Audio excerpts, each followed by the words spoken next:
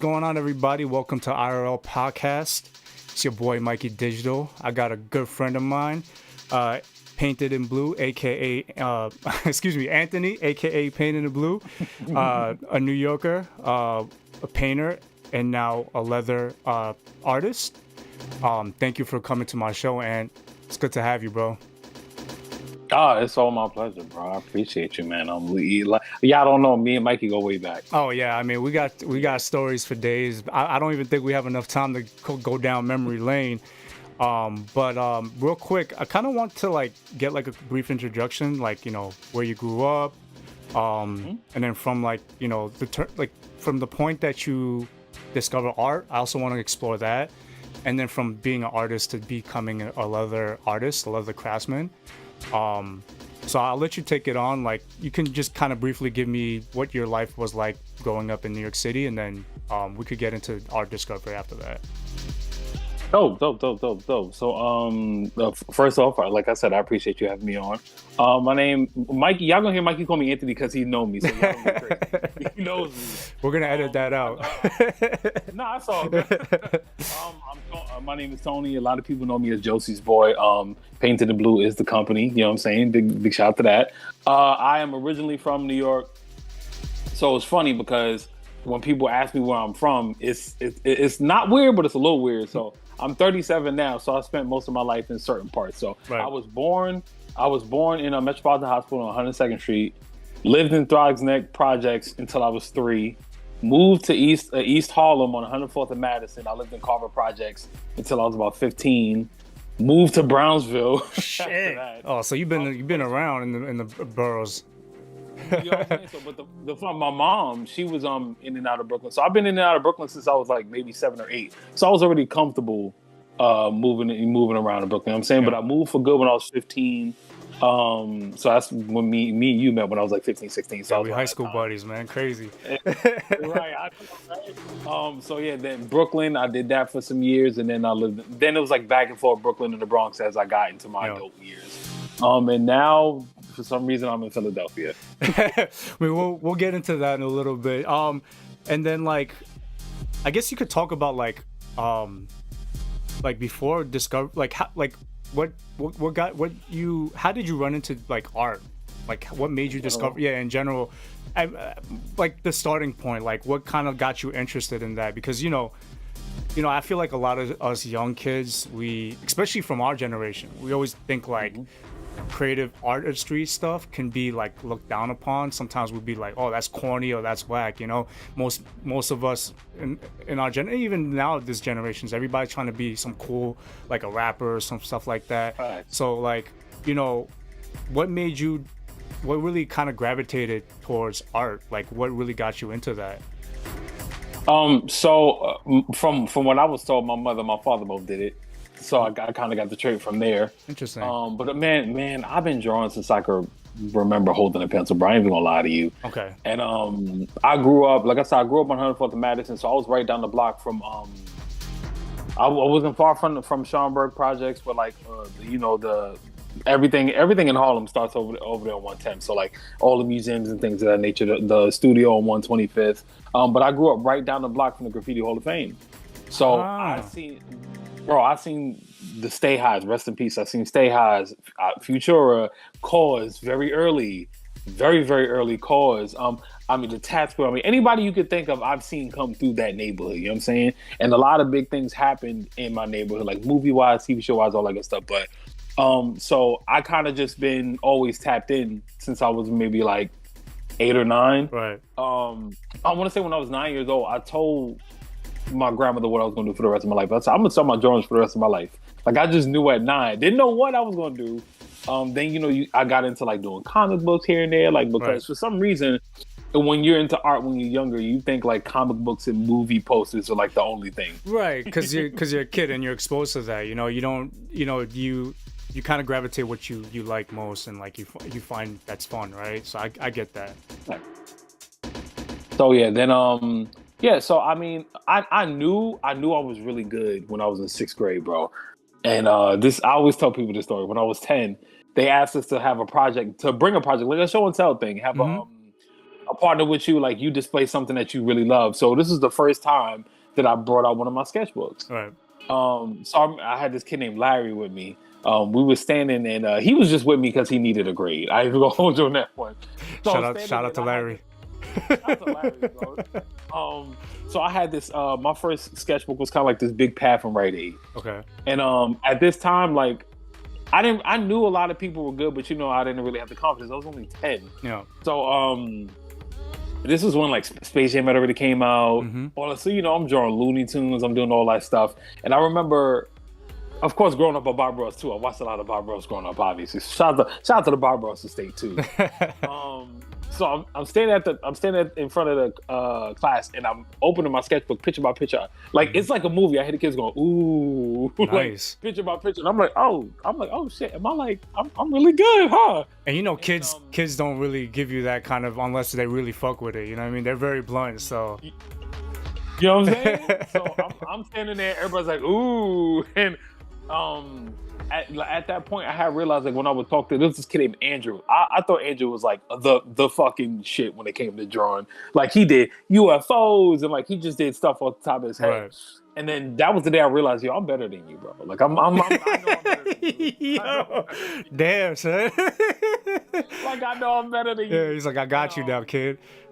I got you now. Like everybody want to be on my team for the projects and stuff, but it was around like 10 years old where I kind of like built my confidence, and I started picking up pens instead of pencils. Right. I would take my grandmother's magazines and try to draw the women out of that. Right. Like I remember I had this Hot 97 poster. This was like 96.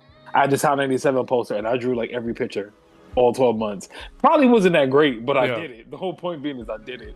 And I was kind of just off and running. Like, so like, I want to say like 10 years old is when I really started gaining my confidence. Right. So like from that, like now, and then I know you started to really get into painting a lot. And I'm sure you have like, I mean, it's probably really deep down into your Instagram, but like, as far as, I know you mentioned some guys just now earlier, but like who was like your inspiration as far as like art at the time when you were at a younger age? Like who really drove you to be like, okay, this is the kind of type of artist I want to be? That's a real good question. Yeah. Man, I was inspired by so much, bro. Like, we grew up with Nickelodeon, so like I had the Ren and Stimpy's and the Rockers Amount of Life. I had the Simpsons when it was good. You know what I'm saying? Like definitely unique, definitely unique art style, artistry for sure. You know what I mean? Facts, man, facts. And even when anime started coming to take over in America, you had Dragon Balls, you had Pokemon, like all of these things. And then not only that, we grew up with Cartoon Network when it started. So it had the 70s cartoons, the 80s cartoons, and plus the new cartoons, Yeah. So seeing all of that, and then it was specific people, I want to say, Cause. I was a big Cause fan before he became like right. When he was doing when he was taking the posters out and replacing it with his stuff. Yeah. Fact. So I'm like, him, all the graffiti dudes, Tats Crew, like all those guys, for all the New York legends for the most part. That was like my biggest thing. Keith Haring was a huge inspiration to me when I was younger.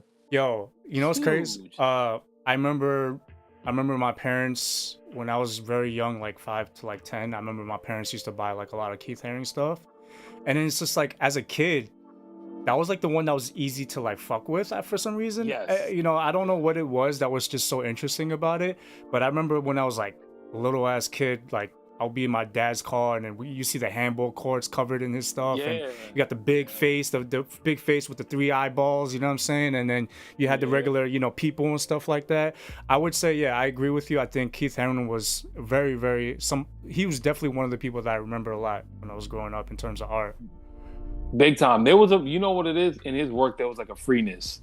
So that's what I think that's what draws kids to it. But him, then, as we got older, like around the time I met y'all, I met you and everybody else I went to high school with. Shout out to Miss Roberts. She introduced me to Basquiat. Bro, I remember I took her. I knew you were gonna mention her, by the way. I was, and I hope she sees this too, because she deserves the credit. No, real talk, bro. I got her on Facebook, but she's never on Facebook. Oh, gotcha. I took her class because I knew it was gonna be an easy 95. All right. You know what I'm saying? I ain't really know You already got nobody the in experience and Brooklyn stuff. Yeah. yet.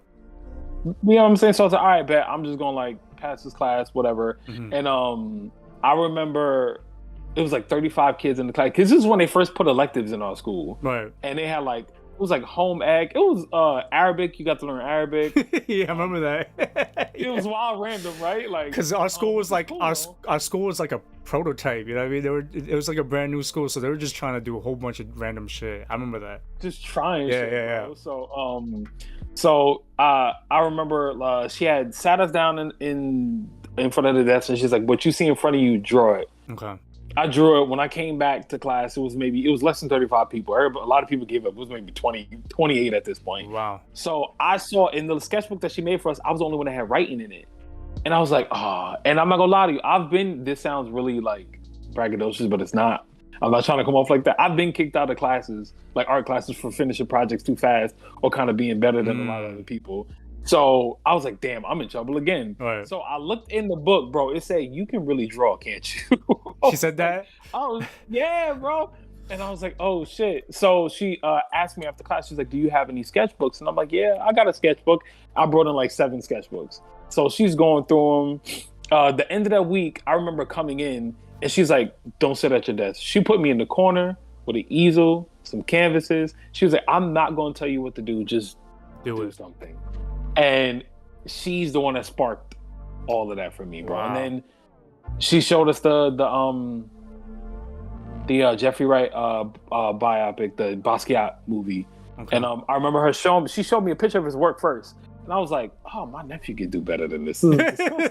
Right. Then she shows me the movie and I fell in love. And then she took us to the Brooklyn Museum. And I was like, oh God, I feel this work. Now you get it. Like now you get why he's such a revered artist and stuff like that. Right. So, and I will say this, even though we were a prototype, but shout out to International Studies because at 16 exposing me to so much. I mean, that was a big deal. I mean, like it must have, and it must have been so nice for Miss Roberts to see that too, because it's so hard, being a teacher, especially in America. And like, it feels like your profession doesn't get taken seriously. So when she saw you that was really into art, she must have been so like surprised and like, oh man, like I want to really cater to that.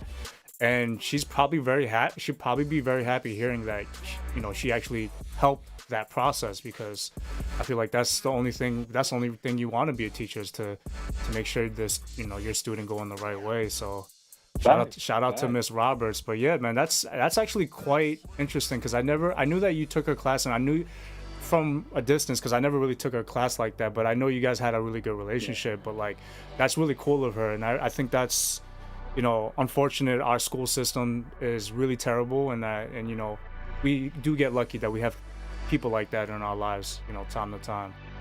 Big time, man. Big shout to Miss Roberts. But so now that you kind of found like your path from high school, what, I don't want to go too far because I want to get into how you transition to the leather craft stuff. Right. But like for now, I guess when you got into painting, like, did you have like a certain like goal that you wanted to like get into? Like, did you feel like okay, I know what I want to do now? Did you have like a certain particular goal that you wanted to get to with that? Honestly, bro, I didn't really have a specific goal, because before Miss Roberts introduced me to painting and the art world, I thought I was gonna be a cartoonist. I thought that was kind of like the end all be all for like a successful artist. I didn't really know. That would be sustainable, right?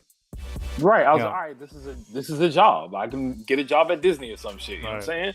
I remember painting in her class because she would always let me up during like after school or during lunch. Like I lived in that room. Right. And I was making a canvas, and she's like, you can end up in museums. And I'm like, what do you mean? And she was explaining to me like not how the art world works, but like explaining to me that there is another option. Yeah. Like I don't have to do cartoons. Like she's like t-shirts and this, and I'm like, these are things we take for granted when we're younger because it's just stuff we spend money on. We don't think that there's some kind of design idea behind this or some eye behind this.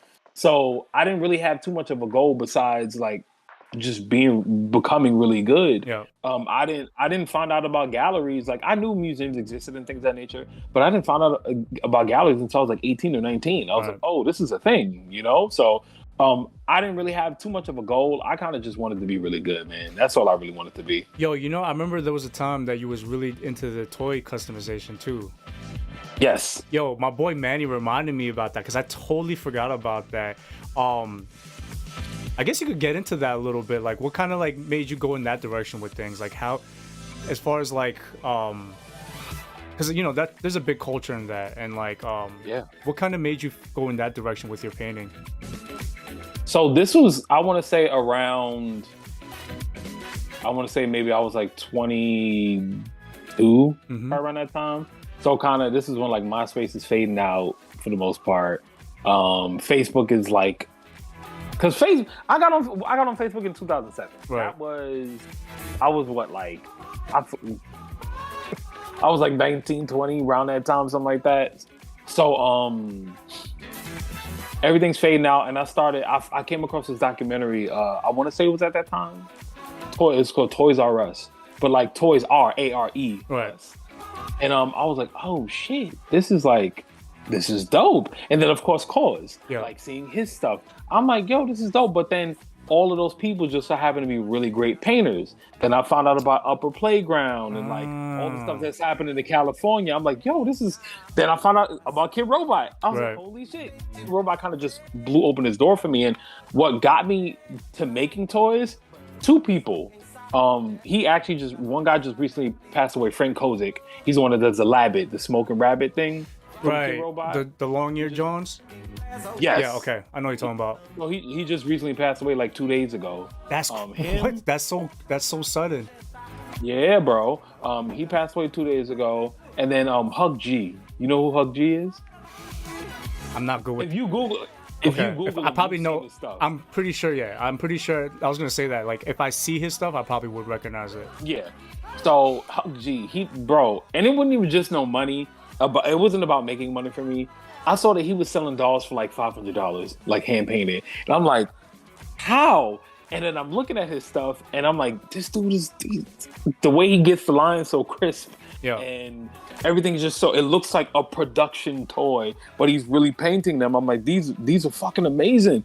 Him, and then kind of just that whole world of like, it's Faffy and Super Kitch and JK5 and like all these people are just like, they're all fucking amazing artists, but then they make these toys that are just like insane. And I'm like, oh shit, this is fire. And kind of that whole thing of like having something live more than just your painting. Says when I got into making the art toys, I hadn't found my style just yet. Right. My style didn't come to me until maybe like, I want to say like 2010, 11, around that time was when I kind of figured out what I really like, which would be the way I do my lines. Right.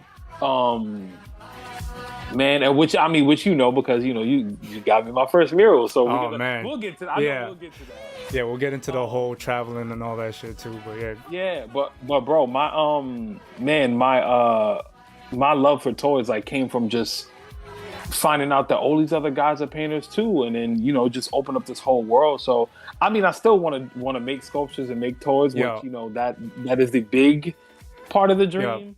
But man, like, and then where people are taking toys now, like how important the sculptures are, and I mean, I like that I can find KAWS toys now without them being ridiculous amounts of prices. Like live resale is dying down because there's more people that appreciate it. But man, there's something special about like taking this idea and turn it into 3D, and it's just fire. I mean, and that's really interesting you brought that up, because we lived in a very rare time for art, right? Because before like KAWS and all that stuff, everything had to be like contemporary art or fine art. Street art was never considered art at all. Now Ever. you got fucking Banksy getting sold at Christie's for like millions and millions of dollars, right?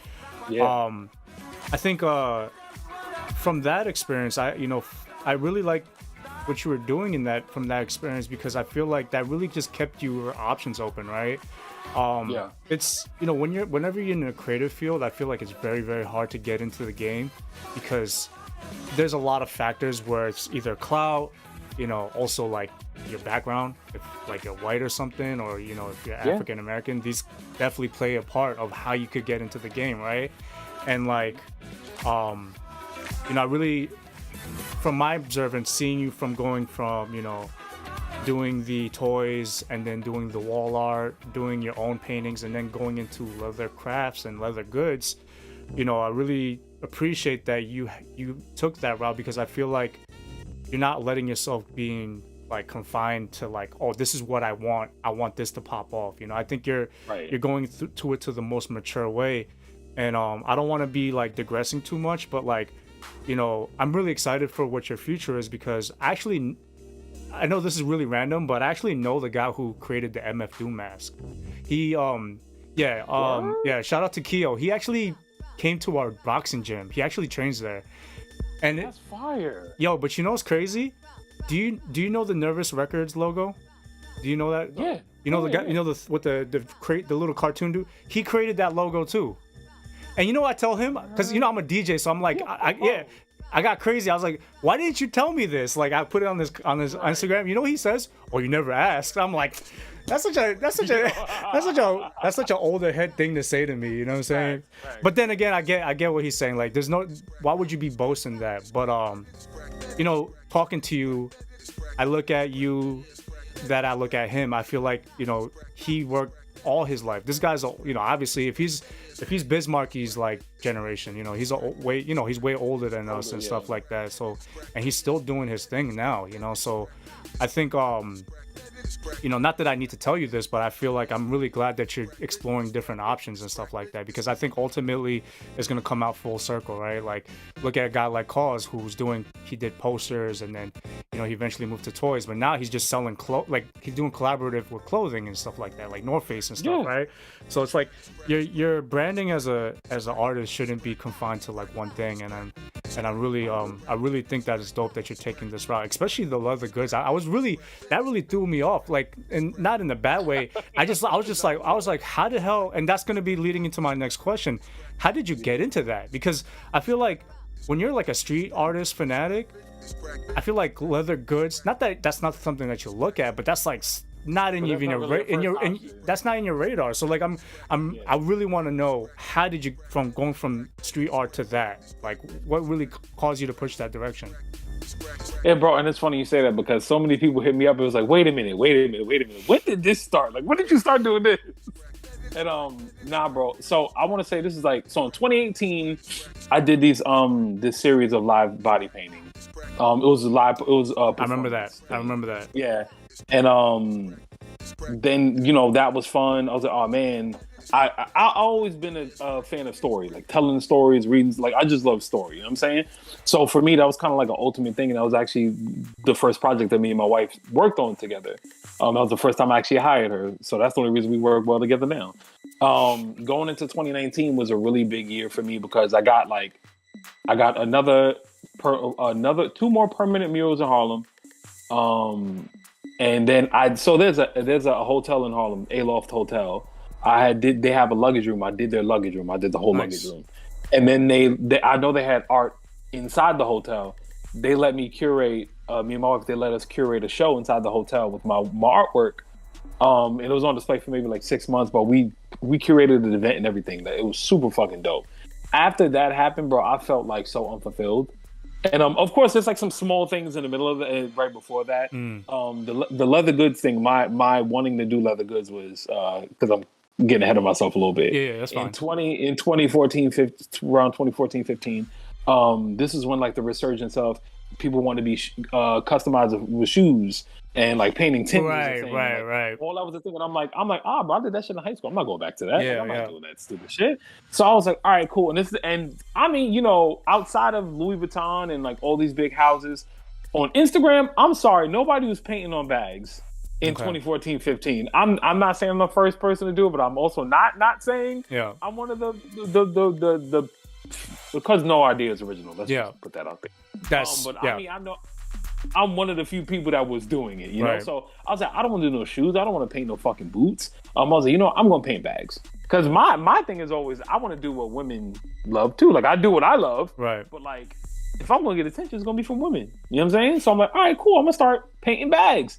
And I was like, I wonder what my line work would look on these bags. And I went to Forever 21 and I bought this brown duffel bag. Okay. And of course, it's like, it's not real leather or whatever, but like it's easy to paint on. Yeah. I put my line work on the ends of it and I put it on Instagram. Instant, people are like, all right, cool. What's this? How can I buy it or whatever? So for me, I was like, oh, this is a way to put my artwork on something that's moving, Because like t-shirts are cool. I'm going to make some shirts soon because I know everybody keeps asking. But t-shirts are cool, but like I felt like so many of my people do it and they did it and they did it well at that time. Yeah. Like I was like, I really don't want to go into that lane yet because I'm still trying to support my people over here. You feel Right. me? So I started painting on bags, man, and it picked up really quick. It picked up really quick. Like they got to the point where like people are sending me the Louis Vuitton bags and the Michael Kors bags. I didn't paint outside of them Forever 21 bags, the 3 that I did. I have never not painted a luxury bag. Right. Like it was always like some high level bag. So I started doing that and then like, going further into like 2018, 19, like I wasn't really promoting it, but I was still doing it because it was, it was easy money or whatever. I had posted this Michael Kors bag this is like 2017. I keep going back and forth in time, but I'm gonna get to my ultimate. You don't got to be a timeline. It don't have to be chronicle order. Yeah. So in 2017, there was this chick I was dating, and she had this Michael Kors bag, this pink Michael Kors bag, and I painted it. I did donuts. I did the donuts on it, and because that's what she asked for. And I remember posting it, and people are like tagging Michael Kors. I'm like, why am I giving them all this fucking attention? Like, why am I hyping you up when you can just go on my page and just take whatever ideas you want? I'm not doing that shit no more. So I stopped doing bags, and then I had a really bad interaction with a company I was working with too. We'll talk about that soon. But it was really shitty. Oh yeah. So the T. it was I got you, bro. Okay. So I stopped painting bags or whatever, and this is like fast forward to 2019. I'm feeling unfulfilled. I'm like, man, I just did more murals. Like things are going okay. Like this, I'm in a good relationship. Like I'm like, all right, so what's wrong? I know there's more to my life. You know what I'm saying? More to my artwork. So this is going into like the end of 2019. I want to say maybe around like end of November going into December. Bro, I went to sleep and I had 2 dreams, and I believe when I have these vivid dreams, like I know God's talking to me. Like, you know what I'm saying? I know something's coming to me. So I had a dream that I can't remember the first one. I can't remember the first one specifically, but I know it had something to do with bags. And I was like, I turned to my wife. I was like, well, she was my girlfriend at the time, but I told her, I said, yo, I think God's trying to tell me to make a bag. And she was like, okay. So then I was right. Just so okay, I believe you, but are you sure? Yeah. So then a few days later, bro, I fell asleep, and this is one I remember vividly. I got $100,000 for making a bag for YFN Lucci. Mind you, I had never at that time I had only heard his name because he was dating Lil Wayne's daughter. Okay. I didn't know what the dude looked like. Right. I never heard none of his music. I was like, all right, cool. So I told her, I said, all right, now I know God's telling me to make these bags. I got to make my own bags. So she had bought me a sewing machine as an early Christmas gift. Wow. And I was like, and the way I am with my work, like I know you know, I'm obsessive. I need to be the best at whatever it is I do, you know? So I was like, all right, cool. I'm going to like study as much as I can. I'm watch YouTube videos, all that shit, right? I want to say 3 weeks. I'm buying vinyl. 2 weeks after having this sewing machine, I go on YouTube. There's a page called Quarter Leather. Okay. I was like, wait a minute. I can do this with my hands? Like, that's a thing? So because I love working on my hands, I kind of like saw that, and I was like, it's like more. Yeah. Now you were interested. Yeah. Because in retrospect, you could do both, right? You could use both the things, but like, yeah, I feel like if that was something that you were gravitating more, that's something to definitely do it. And I've seen plenty of videos you working with the stuff. I mean, I could definitely tell you're in your zone when you do that, when you're working on your hands with that. So, Man, yeah, it's something, man. And that was like the first page that kind of tapped me into like, this is where you could go with this. So and this was the 2019. So in the middle of 2019, before Christmas, I said, man, and I was doing a freelance gig with one of my homegirls. Shout out to my homegirl Rachel. I was doing like some printing stuff, like photography for Magnum Studios. okay.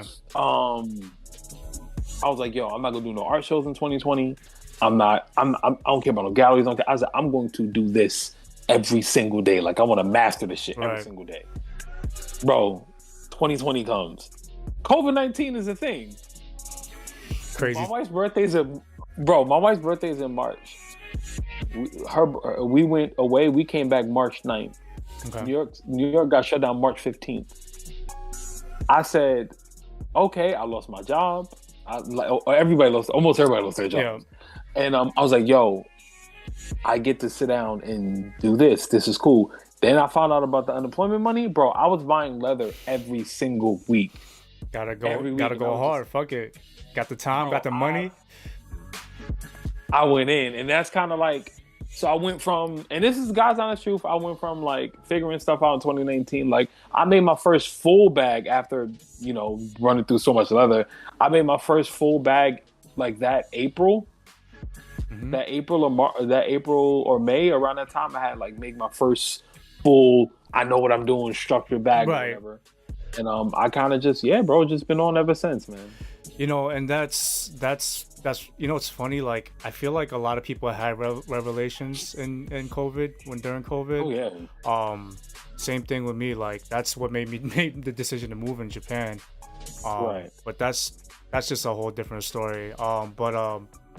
It's crazy too, because I felt like you've been doing this for way longer, because the way you present it, the marketing, the video edits and stuff like that, and the product itself, it seems like you've been doing this for 10 years. I guess my question is that I guess you kind of answered it, but like, at what point did you feel like, okay, this is actually becoming sustainable for me and I'm gonna keep on doing this? Like, was it during COVID, or like was it after, like, when everything was going back to normal? Like, how did you, like, when did you see like, oh, this is like, I'm getting my return on investment on this now, So for me, like I said, my whole obsession is mastery. Like, I believe in 10,000 hours. Yeah. And for everybody who wants to read a really good book, read Robert Greene's The Art of Mastery. If anybody wants to be really good at something, read that book. I'm glad you plugged the book in, because I'm going to definitely put that into the highlight clips. But yeah. I appreciate that. But bro, it's like, my whole thing is, when I was painting, it's still painting, of course, but when I was painting primarily, I wanted my line work to look like it was printed.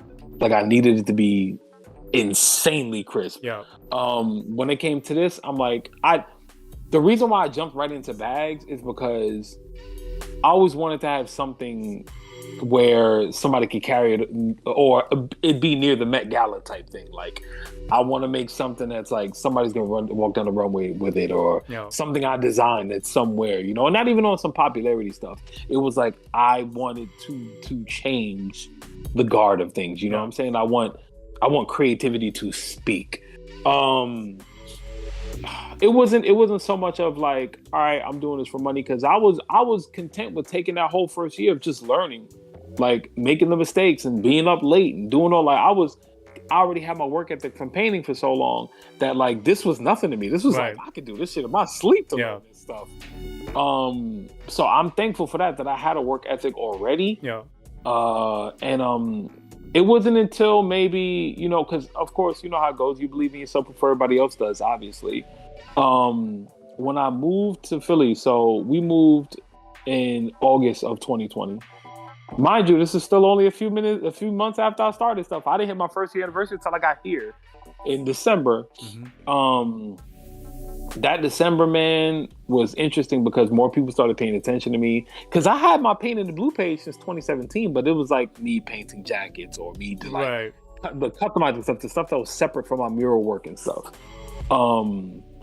It was in 2021 where, you know, things really started to make more and more sense. More people started paying attention to me. More people started asking, like, hey, how can I get this? How can I get that? And, you know, and this was, mind you, this is all people that don't even know me, obviously. This is all random. That's when you know you made it. You know, like, I want to say outside of, you know, you are part of maybe 4% of people that I know personally that follow, that have been following my Paint in the Blue, bro. Like literally 4%, less than 4% of that page is people that I actually know. Right. And I'm so thankful for that. But that's right, because I realized you have a separate page for your personal, right? Mm-hmm, Yo, and you know what's crazy? I had to do a little bit when I was doing a little bit of research before this. I wanted to see like what you're following. I was like, holy shit, you got 11K on your fucking business account. So I was like, yeah, man, this guy really made it. And I was like, yo, and like, I guess one of the questions I want to ask real quick before we get into, you know, continue and stuff like that, you know, because I never got to that point yet. But how did it feel to be like, oh shit, like I'm onto something this time, like that, you know what I mean, like. Bro, listen, when I tell you, all right, so when I tell you, you know how it is. Like I said, I've always believed in myself. I always know how great I am, which is super important. You know, but to see people tell me, oh, I see your passion in your videos, like you said, and I thank you for the compliment of what you said about my promos and my videos and things of that nature, like my social media. I learned a lot editing and stuff from my wife. Right. So I'm very thankful for that. People will hit me like, yo, I see your passion. I see how much you give to it. I can tell that you really care about what you do. And the attention started really coming in 2021. Mm-hmm. Going into July 21, I had like, I don't know if you remember on Instagram, there was a sound where it was like, it costs that much because it takes me fucking hours. Like it was a song that started trending. I think I know what you're... I think I seen that post that you made one like that. I was like, I was like, yo, you should do it. I'm like, yeah, whatever, I'll do it. Yeah. Well, I mean, I'm not gonna lie to you, I hate trending sounds because it's like that takes away from individuality, you know what I'm saying? Yeah. But I understand the game. I get it. So I did it, bro. That video got up to like 175,000 views. I was like, wow. Was that on Instagram? On Instagram? Yeah, on Instagram. Yeah. I have it tagged on my page. Yeah. I was like, oh shit. I was like, this is cool. And from there, that got me to like maybe like 1,000 followers in July. Shit. And then then going, mind you, my page had only like 200 something followers. It got to 1,000, and then going into the summer, like Guys on the Street, bro, from that July, it just didn't stop. It kept going. With little, big, whatever, it just kept going. And I had, when I got down here, we was living off our savings or whatever, right? So I was like, all right, I gotta get a job just for a little bit because you know the economy is still shit. Yeah. So I started working at this gym called Sweat Fitness down here. I was like, all right, cool. I can still work out and like just give me my morning shifts. Like when I did work at gyms before, I loved the morning shifts. Like I like to be away from, you know, the noise and all that stuff, and then still have the rest of my daytime stuff. So I remember like I was still, you know, this was going into the end of 21. Mm-hmm. I had to be there like 4:30 in the morning. So what I would do, I would go downstairs, like be alone for like 30 minutes before everybody gets there. Like I would sit, I would pray, I would just talk to myself. There's something to, like, God told me, he was like, yo, say out loud what you want. And I remember standing there at the desk before the store opened, before the gym opened. I was like, man, I really want a sponsorship from Tandy Leather. Bro, I kid you not, 4 hours later, I swear to you, 4 hours later, somebody reached out to me and was like, hey, you know, we were following you for a while. Would you like to partner with us in 2022? I was like, yeah, of course. That's crazy. So I spoke to one of them like at the end of December, like going into the end of December, literally right after Christmas.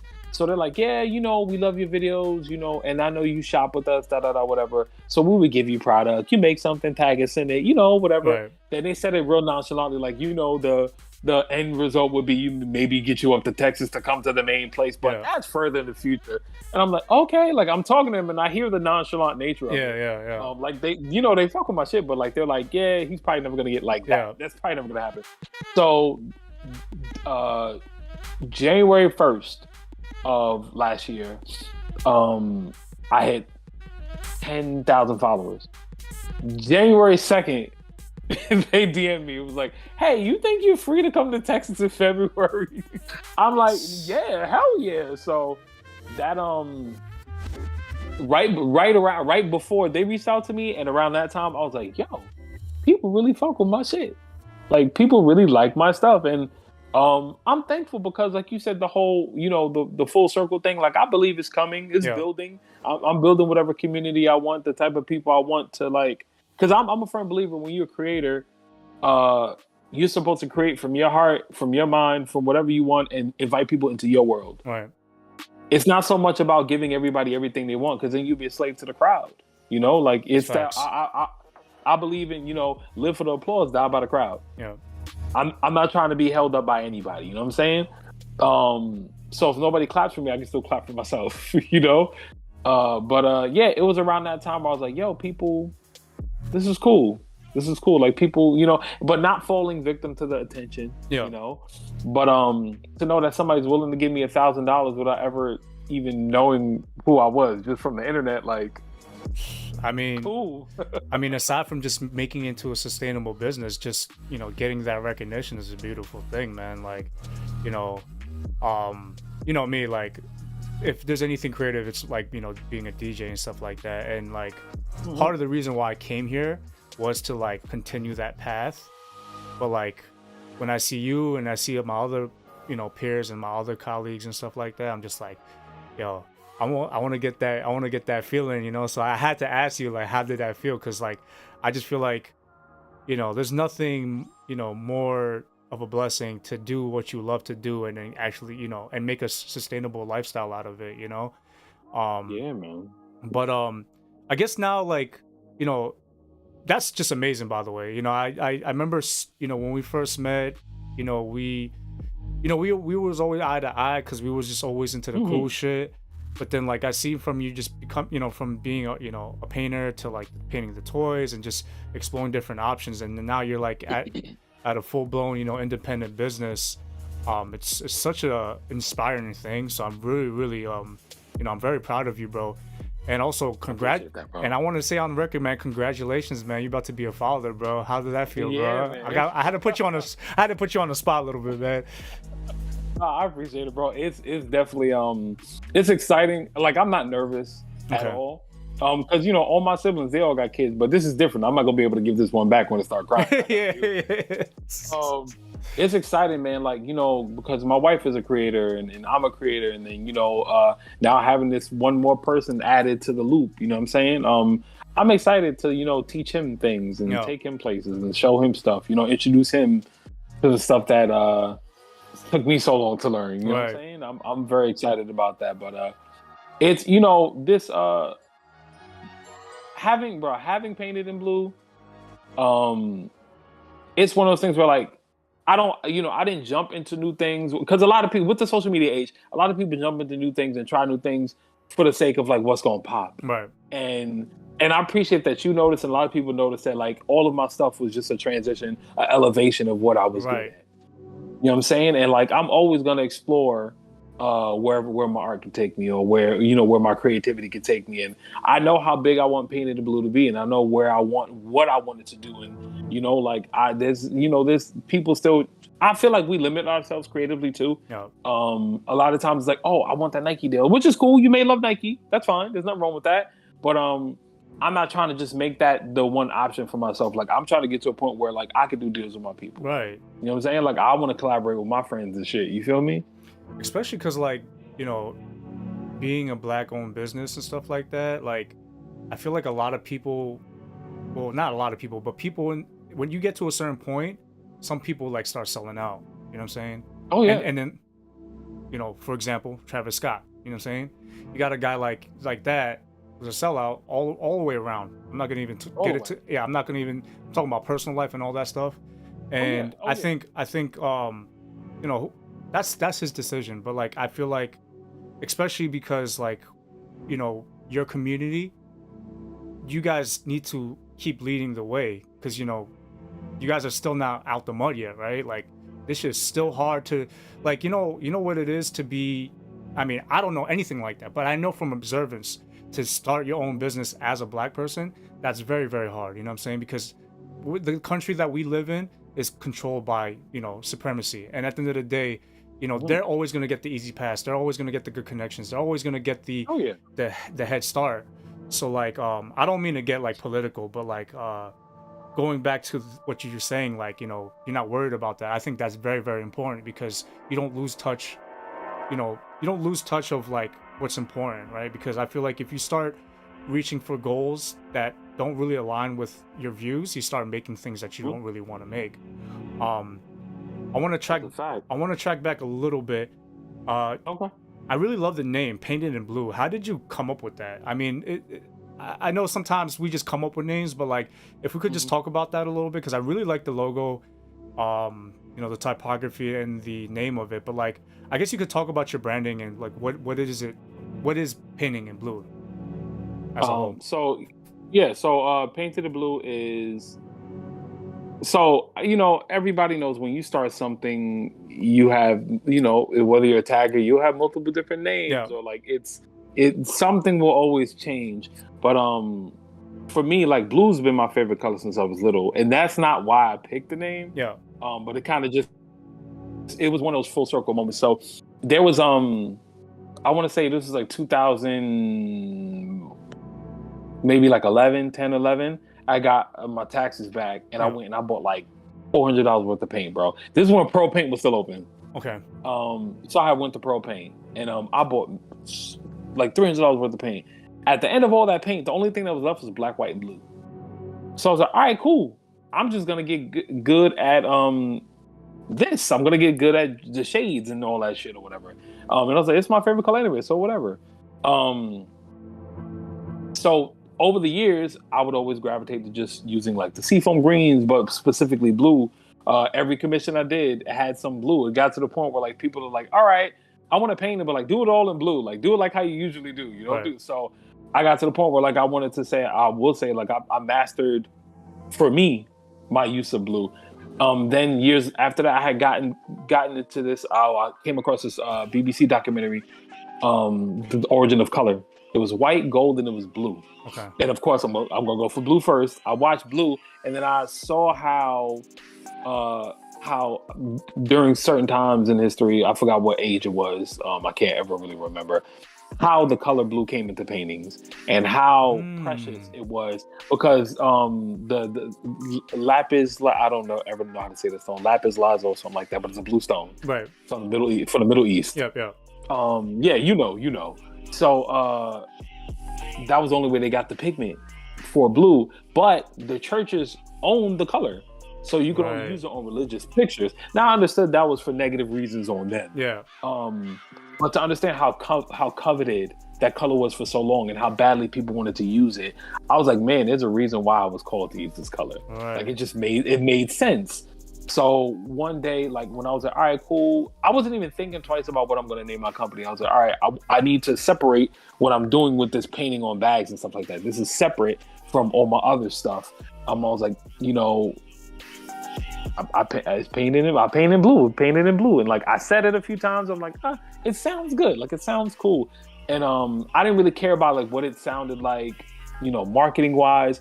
It's just something that matters to me, so it just so happens to sound good Right. or look good or whatever, you know. And so like Painted in Blue definitely comes from me understanding how important the color blue was, but how important the color blue was in my life in general. Gotcha. So Interesting. that's where the name came from. Yeah. I should have asked you before we started, but do you have any bags with you that we could take a look at by chance? So I knew you were gonna ask, so that's why I kept I something next to me. I knew you were I know you're prepared type of dude, so yeah. Always prepared. Yeah, So I do have well, I have a few signatures, but two signature bags that I make. One called the Lizzie, named after my mom. One called the Wifey, which came from my wife. Which I'll tell Hey, that story. shout But out this to is wifey. the blue Wifey handbag. Wow, that is a gorgeous blue, by the way. That shit just popped out in my face quick, yo. So it is. And it's Yo, slime with this that is beautiful, slime with this, man. like, it's really cool yellow. Oh, So and it's kind of hard to tell because of the iPhone, but like, Mhm. is that kind of like a neon yellow? Yes. You know, what's yes, crazy? yes. So like, I don't have a particular like, I do have colors that I favor, but I always love the color combo yellow and blue. It's something about it. Yeah, you know what it was? You know what it is really? Because one of the first Jordans my brother bought me was the Jordan 5s. 95. So that shit that shit stuck with me forever. So when I saw that, but yeah, I'm sorry. Could you explain a little bit about your bag? If you could show a little bit, like, Yeah, so how did you come up with the design? Like, I guess my question is like, when you started getting into this, how did you figure out what shape? What was like your go-to thing? Like, what kind of like came about getting this particular shape? So I'm gonna tell you something interesting, and I tell people this all the time. Mhm. There's something beautiful about not knowing, because when you start creating, and you have like this little bit of naive nature that makes you go further and just keep trying shit. So when it came to making bags, the first bag, it started off with just squares. I'm like, all right, cool. I see everything in shapes. Yeah. Like everything is pretty much broken down into shapes. So I'm like, all right, cool. I can figure this out. Like this goes here, this goes here. Like then you learn about measurements, things of that nature. All my first few bags were just like these square shapes. So the first bag I made, called the Lizzie, is more of a square tote style for the most part. It's a structured tote. Yeah.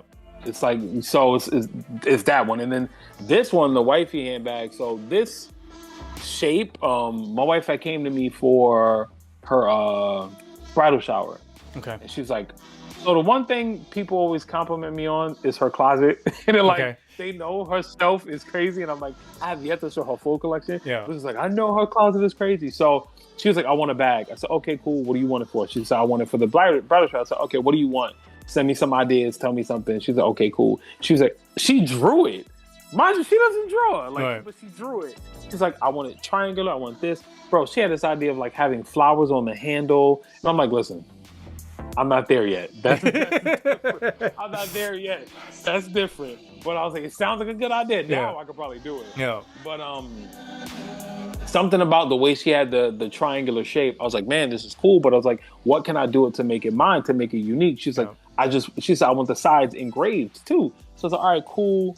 I'm playing around with the shape. I'm, making these shapes. And then I was like, it has to have a zipper, but I don't want it to be short. So I was like, all right, I could do a zipper where it's like it attaches to the side and all that stuff. Of course, because I want my bags to have some kind of function as well. Right. And I want them to look like nobody has them. Yeah. So I was like, wait, so I made a zipper, but I made the zipper too short. Okay. And I was like, hold up. I was like, this looks good. Like the zipper is not kind of like it doesn't come all, it comes off, but it doesn't like Right. come to where it just flaps down. You feel me? And it still kind of So I was like like- still functions of the closing part. You know what I'm saying? Because even if you flip it upside down, nothing's gonna really fall apart. Nothing's coming out. Unless if it's like pennies or like quarters or some shit, possibly. Yeah, but little even then, you might be able to That's catch how it. small the open it is. You Yeah. know what I'm saying? Like, No, so dig it. so I was like, all right, cool. So I made the bag for her, and then I showed it. Like, so we got married in June. It's actually our anniversary is coming up soon for 2 years.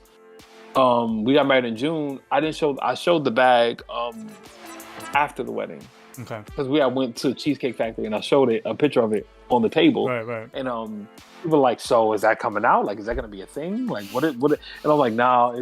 I explained what it was. So every time somebody saw it, they're like, what are you doing? Is this bag coming out? The red one, the red one. Right. I'm like, okay. So then last year I finally put it out for Valentine's Day, and I named all my bags after people in my life or just like certain situations in my life. So I named this the wifey handbag because it was made for my Yeah. wife. Sick, So it's kind man. of like self-explanatory story. Yeah, yeah. No, that thing is sick. Now, because I don't know nothing about Leatherworks, did that was that painted into that color or was that a dyed No, leather? that's actual leather. Really? Actual leather. Wow. Yeah. So there is a company called Rocky Mountain Leather Okay. Company. They're based in like Utah or something like that. I had just did a commission for somebody, Right. and I bought like I had showed it on my Instagram page. It's like a Tiffany blue bag. Okay. Then I saw this blue, and I was like, oh shit, like this blue is fire. Yeah. I bought one hot and I only made one bag, so this is the only one bag. So when I So put it's it out one in on one. June, Yeah. it's one of one. Yeah. Yeah. So like I not only just working with Tandy Leather, like I get certain things from them. They get stuff. You know how like Marshalls gets high end stuff, but Right. it's just like leftover inventory. They get shit from companies that a lot of people don't know about. Interesting. So I'm like, I would just phone him like, yo, let me get something here and there type shit, them. But then kind of keeping my options open and finding out like, all right, they sell this type of leather and this company sells that type of leather, and I'm like, okay. There's people that work directly with tanneries or people who buy secondhand from. So it's like kind of just finding right, just connecting works, connecting the dots and so on, because especially because you just keep looking and exploring these options. Now, like, my next question is that how do you know like this is the right type of leather to work with? Because I'm assuming there's so many grades and different level of like qualities, right? Because I actually follow. It's funny because I followed their accounts because of you, but there's this one guy. He's just all about like talking about leather, right? I know who you know what you're talking about, right? Yeah. So yeah. so he likes to expose like high end fashion because they'll do the very they'll do. That's just a whole other subject of things, but I mean it definitely ties into what you do because this is important, right? It's about quality. People tag him in my videos on TikTok all the time. That's sick. I hope. I mean, I'm pretty sure at some point you guys are gonna somehow find a way to collaborate with each other because I feel like it'll happen. Yeah, because I feel like you guys are in that same spectrum, but like. How do you figure out like, okay, this is, I'm like, because I'm assuming they're not like right next door, right? Like, do you just order a sample? Yeah. Like, do you request a sample, or do you like have them, or you just kind of like guess it, like, or you just read the description? Like, how do you know what kind of leather to go for? So that's a really good question. I had to learn like like you said, grades and tempers and it goes by ounces, which like threw me off completely the first time. Kind of learning all that and still learning a lot more. There's a lot I don't know still, but kind of knowing a little more than the basics, but not enough to be a full blown expert of everything. Right. Because I don't work with every single type of leather. Yeah. There's certain leathers I just don't. But excuse me. I'll go by like the firmness of it. It'll give a description where it says like medium temper or like medium to soft temper. Right. Like, I'll know how flexible it is, like if it stretches. I'll look for whether it says like it's pebbled or textured or something like that. Like I'll kind of just read the descriptions of it and just go from there, Right. But okay. And then a lot of it honestly is trial and error because a lot of the places like Tandy's and they're based in Texas. Okay. They have one out here in Philly. It's maybe like 25 minutes away from me, but it's a small one. So they don't really have everything. Right, so the selection's limited, right? You know what I'm saying? So I get to go there and touch things or whatever. Like I get to do stuff. There another one of their main warehouses in Pittsburgh. Pittsburgh is like 4 hours away from me. I am not driving to Pittsburgh. That is not happening. Yeah. So I'm like, all right, cool. I'll try something from them. I say, hey, can you send this to me in exchange? I'll make a video or whatever. Then I'm like, all right, I like this. I don't like this. I'll know what to order next time, when not to them. And then you got District Leather Supply in Atlanta. I like them because they work hand in hand with tanneries. Like they order directly from tanneries, so they get a lot of cool shit. I had this dragonfly suede. It's like elephant print, but it has like iridescent. Oh, I seen that. I seen that on you. You made some wallets with that, right? I believe. Yeah. So that shit is sick, man. When I came out, I bought a whole hide of it. I was like, oh, this shit is the greatest thing I've ever seen in my life. That was a suede, so that was a little different to work with. I still like working with it, but it was a little different to work with. So I kind of just gotta learn as much as I can when it comes to descriptions and like what firmness is. Like Right. I don't have a leather gauge, so like I really go by whatever they say it is 3 Okay. ounces. But I know one thing I had to learn was like if I buy a whole hide, which mostly I do, some of the ounces will be a little thicker on the outsides, or the middle will be a little thinner. Like Right. it's kind of you gotta play piece by piece to kind of figure it out, you know. Gotcha. So like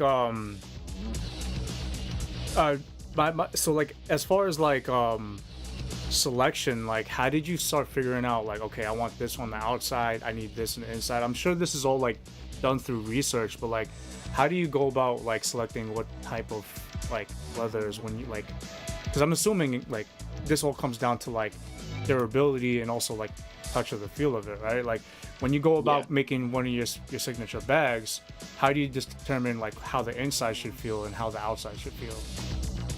So first, I'm gonna go with like whatever.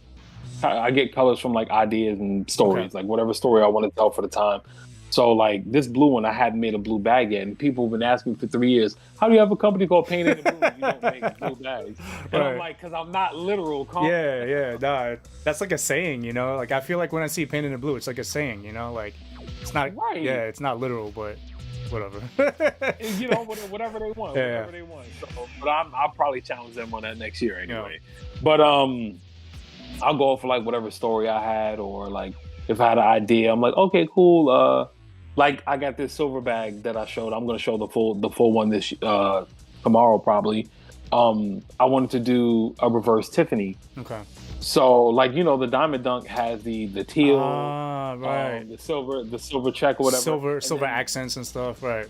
Exactly. So I did I did it reverse. So the Air Force One was terrible. The Tiffany Air Force One was just terrible. Like who the fuck, You- yo, Who's gonna wear that? bro, like the biggest, one of the biggest like collaborations. You're talking about fucking like you're doing like almost. It's like you're working with Rolex, and you come up with Right. you coming up with the most regular, most bland design ever. Like, what are you? Who? A black suede. Like, who's the creative director for this? You know what I'm saying? Like, come on, Nike. Yo, y'all fucking up on that one. You could have super- called Nick Diamond or something, bro. Yo, the super big missed opportunity. It was like the box was more interesting than the fucking shoe. You know what I'm saying? Bro, the box, the aglet, the fucking toothbrush, Oh everything my was better than God. that. Fuck. So I was like, all right, you know what? I want to do like a reverse Tiffany. So I did the silver on the outside instead of the black shoelaces. I did black thread on the outside, and then it has like the teal on the inside. Silver zipper, silver feet, all that good stuff. But I did gray edge paint to kind of just keep it going to keep the light on the silver. So I'll go with like whatever ideas I have, whatever next year is going to be really big on stories. So, but when it comes to like materials on the outside, I'm all right, cool. If I'm going to go do a red, like, is this something I see somebody having as a statement piece, or is this something I see somebody using as an everyday thing? Interesting. So I'm like, all right, cool. I'm going to buy something that's maybe scratch resistant or water resistant, Right. so you don't have to spray anything. On the inside, like for me, I love minimalism. I wish I followed it. I can't even say I don't follow it because like, bro, I don't really need much. Yeah. But I appreciate minimalism. So like for certain things, I don't put pockets on the inside because I want you to purposely carry whatever you need. Right.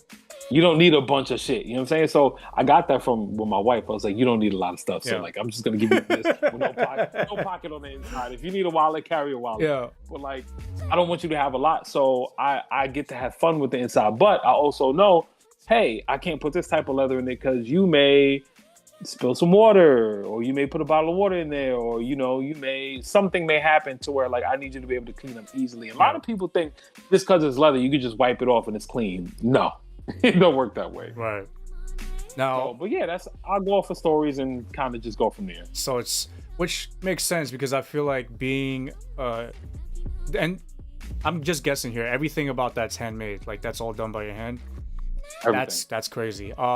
Yeah, I think because you're everything's all like handmade. I think it's really just how you feel. I think that's where the artistry will come in, like kind of Yeah. just be like, all right, well, I'm feeling like this right now, you know what I mean? Like this is gonna be my album drop right now. So like I'm feeling like Facts, this, you know what I mean? Which I think that brings me to my next question. Like, and I know you mentioned this to me before, but like I think it's really important for you to just keep it handmade and independent, right? Like, do you feel like now, and this is just out of curiosity. I know that you won't go into a manufacturing level, which I agree. I don't think you should. You know what I'm saying? But do you feel like would you have like a team? Like, would you be willing to take in like, okay, I was just wondering because I just feel like you know, I thought about your brand and like I was just curious about like how would you take it to the next level, because I think I think that's the right way to do it, because I know this is a little bit different, but there's a company in Japan called Winning. They make boxing gloves, right? They make boxing gear. Nice. Yeah, but you could ask anybody. I got a couple of my guys buying it. I had picked it up for them, but they take up to 8 months just to get your order. And you got brands like Everlast, you got brands like like Everlast, there's just so many like brands that make protective combat sport gear, but they're on a manufacturing level, which they are manufactured. They are a manufacturer level, but you can tell a lot of it being made is handmade. And I think that's super important, right? Like in order for like, what's your whole goal to this? It's like your integrity or just making a whole bunch of money. And I think that's like you take a brand like Winning, a boxing company that's really well known in the boxing world.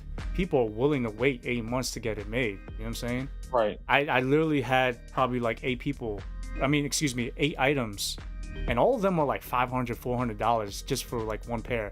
So like, but it's worth it. Yeah, but it's worth it. And and I think I see that in you. I see that you don't want to compromise the quality of your work, and the only way you would just raise the output just a little bit, just enough to like make it more sustainable, is to have apprentices, that people that you truly trust to be in this, because like at the end of the day, I think my last homie that I had the podcast with, he's a computer, he's a software dev or whatever, and one of his key points was community's the most important thing.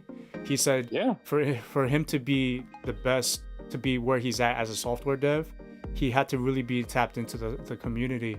And when he said that, I was like, yeah, I think that goes with everything, whether it's me as a boxing coach or boxing, and same thing with you making leather goods and stuff like that. But I guess that kind of answered my question. I was wondering, like, you're gonna stay handmade 100% the whole way through, right? Well, and I don't. That's a really good question. So my biggest inspiration when it came to leathercrafting from the beginning was Hermes. Okay. Like, they family-owned business. They just bought the company back again a few years ago. Interesting. They sold 50% stake, but they are 100% family-owned again. That's my goal, to be. I want Painted Blue to be like just a big family-owned company. Like, right. I want to pass it down. Now I have somebody to pass it down. And he wants to do it, you know what I'm saying? Yeah. But I want to pass it down to somebody. Painted Blue is bigger than leather goods. That's why I put multidisciplinary creative house. It's a creative house. Yeah. And the bags were a gateway. Like, this opens the door for something. The entry point. Exactly. Yeah. So like, you look at Pharrell, Neptunes. Now he's fucking creative director for Louis Vuitton. You know what I'm saying? Like, everything opens. You feel me? I saw a piece though. I saw one piece. I didn't see the other stuff that he made. I'm not going crazy. Exactly. I'm not going crazy. I know why you. But I know what you're saying. Yeah, for sure. Yeah. So I do plan on having a team eventually. I definitely do want people.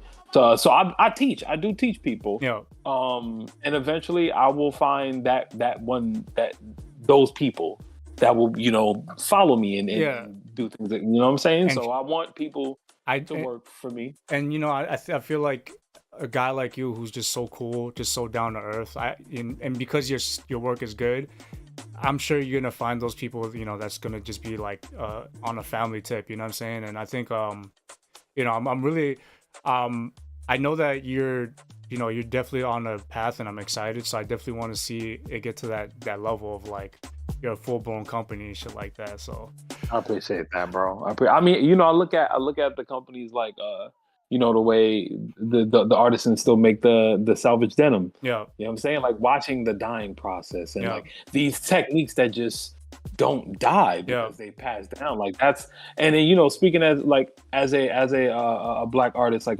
specifically a black leather crafter, yeah, I know there's not many prominent black leather crafters. Like when you find designers and even just people from New York, people from where we're from, it's like we're delegated to T-shirts, or I got to start making jeans, or I got to get a sneaker deal. Like yeah. it's always these specific things, and it's like when people find me, they're like, "Man, it's good to see somebody that looks like me doing something like this. This right. Like this is different." It's like I mean, I'm a straight black man that makes handbags. Yeah, Like already, that's yeah, something. You know what I'm yeah. saying? And I think that's super important. Like in this day and age, African Americans are still like paving the way and doing, becoming entrepreneurs and doing different things. So you guys gotta hit every category of things. That's the only way you're gonna have your fair share in a country like in America. So um but yeah, man, just putting it out there. This Painted in Blue is black owned business, so definitely support your fellow man on the bags and stuff. I will post your information on the YouTube pages, and when we post it on the highlight clips. But how matter of fact, that's actually a good segue to get into this. How do you usually go with like if somebody they saw this interview between us and they're interested in how would they go about getting your stuff? Like, do they go onto like inquiries on your like there's like a website? Like what's the process like for that? So paintedintheblue.com does exist. Okay. I just don't have it actively up until I do releases. Okay. Because I have a thing where like I don't like my site sitting up and it just says sold out, sold out, sold out, sold out. Like I get it. Yeah. But it frustrates people. Yeah. No, that's You just that's see true. You know what I'm saying? So like I do put it up when it's time for release coming with something that's coming in June. So probably before that actually, because the way my time is going, I'm probably just gonna have to keep putting shit out. Yeah. The closer I get to moving. Right. I do put my paintedintheblue.com does exist. I let people sign up for the newsletter so that way they know, hey, something's coming out. Or I try to because everything of mine is handmade, I try to be as personable with people as possible. Right. Not to the point where everybody think we best friends, because I don't want people DMing me all fucking time. I mean, yeah. You feel me? But I'm easily reachable. Like my Instagram is there. You can DM me. You can email me. My email stuff is there. So you can go to paintedblue.com, which the link will be back up soon. Or, you can email me at paintedinbluecustoms@gmail.com. Gotcha. That's that too. But a lot of my stuff is custom based. I do releases whenever I can. But like I said, going into next year, God willing, I have my own a studio, like a bigger space, things of that nature. I am, it's not even about looking to expand. It's looking to introduce people to like what I've always been doing. Right. So that's why, I get to make the leather artwork that I make, like the paintings and stuff like that. Like, showing people like there's a lot to Painted in Blue. Like, you know what I'm saying? It's a lot to this. So I'm excited to find people to work for me, work with me. I'm excited to like be able to collab with people soon, because that's the ultimate goal. Like I'm just trying to make dope shit with my friends. You feel me? I feel you, man. I guess that made me think about it. How do you, when you're about to go do a release, how do you decide how many you're gonna make? How long does it take you to make a particular item? I know it varies obviously because depending on what the project is, but let's just base it on averages. Like how many do you decide to make it, and then like how long does each one take? Like, because it's handmade, I could assume this takes a lot of time. I'm sure you got really good at this point, so you could dish them out pretty fast. If I wanted to, yeah. Yeah. But like, how do you? What does that look like? Going to that process. So right now, I'll say with the custom, if it's something where I got to make a pattern for it, it'll be like a 3-month wait. 3-4 month wait. Something that I put out as a release, like if I did a wifey bag or whatever, I have the patterns for that already. Yeah. So depending on like what kind of leather I'm gonna make, I'll figure it out, all that good stuff. Then I only make my releases available for 3 days. Okay. And I'll cap them at like, depending on what it is, I'll cap them at like, so say so whenever I release something, I try to do a capsule. Okay. Like I'll do something I know I can make a bunch of, like a wallet, like a card holder, something. I'll make those type of smaller things where I can just okay. Knock those out, and people don't have to wait forever for those. But a bag, the bag will be the one thing where it's like I'm only making 10 of them. I'm only making 8 of them, like stuff like that, and they're only available for 3 days. Right. Because three is just my favorite number. It's always been my thing. Okay. So I'll give you from Saturday to Sunday. After that, it's gone. That's it. Yeah. So now everybody waits the normal. So normally, if you order something on my site, if it's available as a release, it's something I clearly like a pattern I'm comfortable with. So it's 6 to 8 weeks just to wait. But a lot of people, of course, like you said, I can whip them out fast if I wanted to. But even something as simple as like doing a handle, like a handle could take me 2 hours. Right. So yeah, it's like right now 6 to 8 weeks for a regular release. But they're only available for like 3 days. That keeps the intrigue going. Yeah, I hate that we're far apart because I really want to like inspect the stitching, and I just want to see I want to have the bag in my hand so I could see because I could ask more about it. But what is the most challenging part making these bags? Like, what do you feel like when you? I know I'm pretty sure at this point you're catching your stride, especially with the designs you have and stuff like that. But what do you feel like is the most challenging part? And it doesn't have to be actually the hand making part, like just the process of doing this whole thing. Like, what do you feel like is the most challenging for you? To be honest with you, the most challenging part for me right now is not even just the making of stuff. It's my balance of my life. Being married now, about to expect my first kid, and I'm about to move clear across the country, and all while running a full-time business. Is balance is something interesting for me. That's kind of where I'm at right now in my life. But when it comes to like work-wise, I've had bags that so I'm the type of person, I'm very confident in what I do. Yeah. I feel like once you have a foundation of something, you can kind of like talk yourself into doing whatever. I can do that shit. Like I look at something, I can make that. Yeah. And then you end up backed into a corner, but you still get out of it. You know what I'm saying?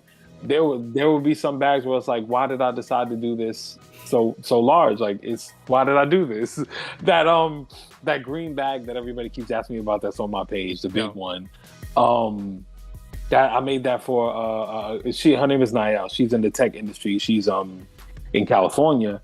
And I knew she wanted a travel bag, and I'm like, all right, cool. I kind of undersold myself on how big it was actually going to be. Right. Bro, that bag pissed me off, son. It pissed me off. I'm like, I had to email. I was like, yo, give me another week. Yeah. Also, don't feel bad, homegirl. It's not you. It's just he just overshot. I don't want to make him feel bad. No.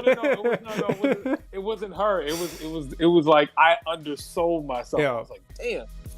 I was like, I know I did it, and I'm like, damn, what the fuck am I doing wrong? Like this wasn't coming out the way I wanted it to. And then your arms get tired when you gotta reach into a fucking bag, and it's situations like that. I guess would say would be like the more difficult parts. It's like knowing you're really good at something and going into a situation very delusional. Like, I can do this shit, but that'd probably be it right now. I think I already think I know the answer to this, but like. Mm-hmm. You wouldn't even allow like the scale of error on like the stitching or where the placement is. You wouldn't even release it unless if it's like a couple % off or something. I'm sure. I can tell you're that type of person. So like I feel like when you're like doing something really difficult, and then when you're done with it and you look at it, you're like, fuck, like I'm not gonna, like I gotta go back and do it, right? Like I guess that's another question I want to ask, like. When you get into that situation, how repairable is that? Because I could imagine if you do it too much back and forth, that might be messing up the bag or the piece, right? Yeah, depending. So one thing I learned about leather crafting, the less you touch the leather, the better. The Interesting. less time you spend handling it, the better. And that's any type of leather. But there's some leathers, like your the natural oils in your hand Yeah. end up getting into it. So you got to be careful with that. But it's I've learned a lot. I had made a video about it actually. So I have this teal bag that I did, and I fucked it up. It was just a little. The balance, just a the little balance was off. Okay. Yeah, the balance was off. Bro, I took a knife and I did a video. I sliced the whole thing up. I cut it up. And people are like, what are you doing? What are you doing? I'm like, if I damage it now, I won't make the mistake again next time. It's a mental thing. It's like, all right, I know I can't mess up next time. Like that's not even an option next time because this is too expensive to just destroy, you know? So I'm not afraid. I'm the type of person, I'm not afraid of starting at zero again. So if something's wrong, like I cut it open, take the stitches out. Like, all right, what do I got to do over? I don't mind starting from the beginning again. You know what I'm saying? Like, I don't mind. Oh, this is not working. Let me just reverse this, or how can I do that? Like, I'm cool with letting it go. That, like, And then I understand human flaw as well. Like, I'm doing something that maybe my peripheral may be off when I'm leaning this way or something like that. So like, it's not to the point where the handle is like here and here, but it's maybe a little something that only I'm going to notice. Yeah. So I try not to beat myself up for that. I think, and you spoken like a true creative, because like take like music artists for example. Like I know guys, because I'm a DJ, I know a lot of artists. They always sometimes I get approached, and I just been around that crowd, and I try to work with artists that I felt like got talent. Some of them, they just let shit go. They keep going to the next thing. And some of them just hold on to and they want to create this whole, grand, picture of what they want to release. And like, I usually tell, especially, younger dudes, I'd be like, yo, you're not going to create your magnus opus on your first try. You have to create a catalog in order to create your best piece, because you need to be able to compare it to other things. Many guys are just so many guys and so many women are trying to start from the very first piece, and you got to let that go.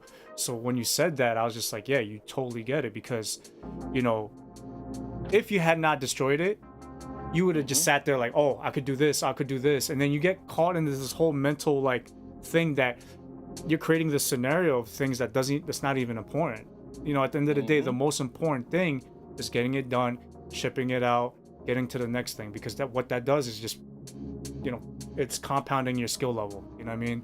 Definitely. The more you stay stagnant, and the more you let your mental, because it is not easy being a creative, because it's not one of those things where it's guaranteed money. You know what I'm saying? And if you don't got the guaranteed money, it's going to be stressful. So like, well, and also you shouldn't think of it as a money thing either. That's another thing too. That's it. There you go. But again, like, if you want to get to that next level, you need to like let go of that. And I think that's the most important. I think that's the key takeaway what you just said. And I'm glad that you mentioned that, because I feel like a lot of people, especially very early in their career, they get so caught up of like making this perfect thing, or like trying to like fix things. It's just like, just let it go, because like nobody even cares. Like, especially when you're starting out, nobody fucking notices it. Like, no, nobody does. Example, like me as a DJ, I make mistakes. I used to make mistakes, and I used to be like, oh fuck, I fucked up and all that stuff. But then I'm like, then I think about like, bro, half of these people are fucking inebriated. You know what I mean? They're drunk as shit. They don't care. They don't care if I made that transition smooth or not. They just listen to the music that fucking gets them moving. And like, as creators, we're too hard on ourselves, But I think because you understand that, that's why your stuff is so refined now. You know what I mean? Because because and it's crazy how